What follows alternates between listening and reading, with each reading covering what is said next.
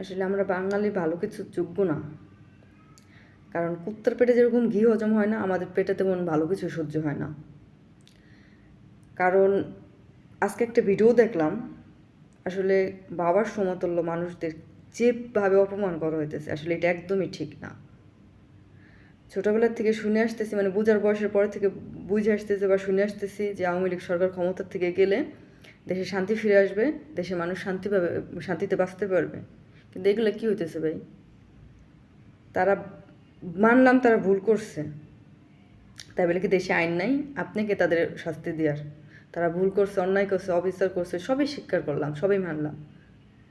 কিন্তু কুত্তা যখন আপনার কামড় দিবে, তখন কি আপনিও যাই কুত্তারে কামড় দিবেন? আর কুত্তা তো মানুষে কামড় দিচ্ছে, আর আপনারা তো মানুষ হয়ে কুত্তারে কামড় দিতেছেন। আপনারা তো কুত্তার থেকে অনেক নিকৃষ্ট।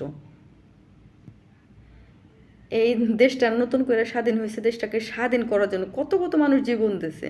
আমরা তাদের জন্য একবার চিন্তা না কইরা, তাদের কথা মনে কইরা, একটু দোয়া না কইরা হচ্ছে প্রতিশোধ নেওয়ার মানে নেশায় মাইতে উঠছি।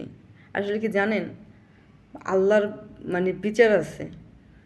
আপনি আজকে ক্ষমতা পাইয়া যেগুলো করতেছেন, সেটা যেই হন না কেন, যেগুলো করতেছেন এগুলোর হিসাব একদিন আপনাদের দিতে হবে।